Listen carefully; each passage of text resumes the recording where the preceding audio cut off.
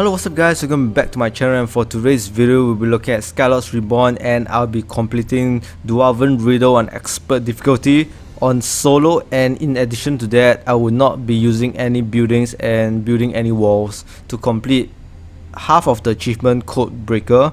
And I'll also be showing you what happens if you kind of like messed up some of the steps. So this game is kind of like prolonged, and I'll be just randomly exploring some of the maps for fun, just to delay some of the time in case you made some mistakes and you kind of have to tank some of the waves or defeat like one of the fire elemental waves at the back. But of course, the best thing for you to do is to destroy all the crystals immediately before any of the main waves attack, because the fire altar is your best friend and you can only use it up to 2 times before you can't use it anymore on the fire elementals that will attack your base.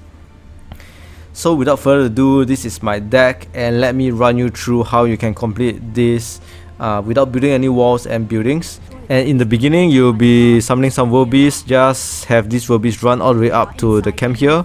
I will just show you how I do it. World beast, then once the spearman attack you, summon a world beast because it slows your unit. So eventually your world beast will die if it gets attacked by these like bandit spearmen.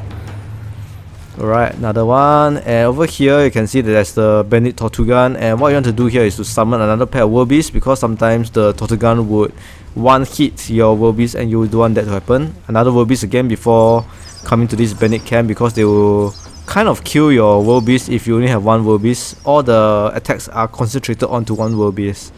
So once you reach this like cave area, you're kind of safe and you're ready to take down these 2 towers, destroy some of the wall, and build 2 power wells here. So how you're going to do it is to have wind weavers. I've one wind weaver for at the beginning, and I'll summon a shaman. Shaman not really necessary, but I really like one shaman to heal units if you need, but mainly the world beast will be tanking the attack, and they have self-regenerative power. And why I also like the shaman is because can attack concentrated attack compared to archers, because archers you have to depend on each of these 6 units to combine into one attack, but for shaman, one attack itself is equal to like 6 archers. So it will help in kind of like destroying the crystals, because you want a little bit more solid contact on the crystal to maximize damage. So once towers are destroyed, get up your power wells, 2 of them, because you have kind of like the ground presence to get it.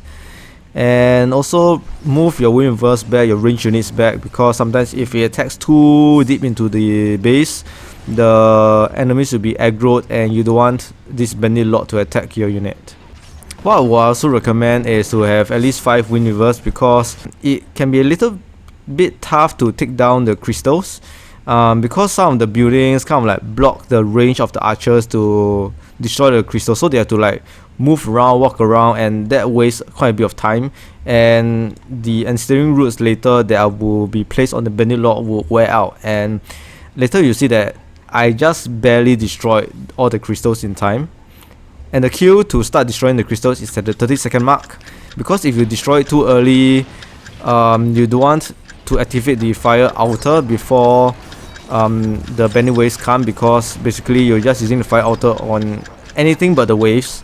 So very important for you to make sure that you time it well. When the next attack start, you would just nicely destroy all the crystals at this camp. So as you can see, yeah, they kind of have to move, my archers have to move to attack the crystals, and yeah, this kind of like sucked, and I was nearly not able to destroy the crystal. Of course, I could always summon more wind weavers to destroy it.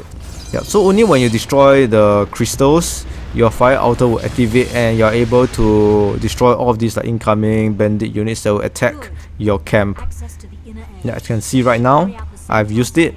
That's the reason why I don't really need the walls. You destroy all of the bandit units, but what you are worried about is just 2 mutating frenzies, and what I will use to counter it are the Amazon, the blue affinity. And the reason why I use Amazon is because it has an L counter, so it will help take down the mutating frenzy a lot quicker. And I only got like tier 1, not a lot of options for nature to attack the mutating frenzy, but you can play around, you can build more or other kind of units to see what works. But Amazon, slightly more expensive, 75 power, but very decent stats, and what we want is just the L counter. So once done, the next step is to get your tier 3. Very simple. Just have your world beast run down here, and later it will go right at the corner, and you'll have ground presence for it to get up the power well. So this is a trick. Don't really need to have any firepower to take this monument. So it's very simple. Once you get your tier 2, your bandit base down, you immediately will have access to tier 3 no matter what. And once you got tier 3, you're able to build really strong flying units, and this is your tier 4 area. As you can see, these like guardians are not really strong. 1700 attack, 2500 HP. Yeah, but this is the point where I would just be like delaying time, just exploring the map to show you what happens if you do not or you're unable to destroy all the crystals in time, and you have to face one of the attacks from the fire elements. So what I'm doing now is basically to just have fun. I'll be destroying the bandit launcher here, have my wind hunter to explore the map. So I just want to take a look, and also the power here at the top. Just imagine that you're playing this for the first time and you thought there was like a monument here. So I will now realize that, oh, maybe the monument's at the bottom and I have to run all the way to the bottom. But at the same time, this wastes close to 2 minutes, and within these 2 minutes itself, you could obtain your tier 4 and start building your attack to destroy all the crystals when this next attack is launched. So immediately when this attack is launched, you will use the fire altar, and if everything goes well, you are able to immediately start your next attack.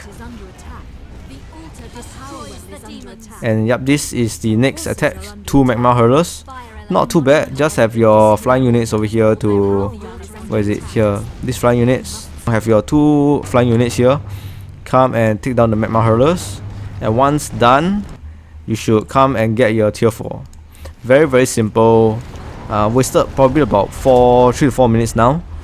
So just have it here and get your tier 4. Once tier 4 up, giant wimp, unholy hero to take down the crystals, plus the life weaving, life weaving and unholy hero. Very, very easy. The 2 combo. Life weaving to take less damage, and unholy hero to 2 hit the crystals with the giant wimp. So what you'll be doing now is to just destroy the crystals. And in this case itself, I was quite lucky because sometimes the crystals that you have to attack is at the bottom, and the next crystal you have to attack is all the way at the top, like this. But the worst case scenario is a back and forth, top bottom and top bottom, wasting a lot of time, and you might even not be able to destroy the crystals before the next wave hits. But for me, I'll just try to destroy the crystals as quick as possible. And once you got tier 4, it's quite simple because we have the green piece, and over here, though my monument is getting attacked, but I have my green piece, and this will buy me 20 seconds of time.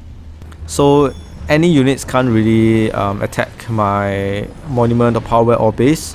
Green piece is the best. I got both the affinities. I can just let my giant rim die. And now the main part is to defend my main base. And also, of course, I have to defend my tier 4. That's the most important one.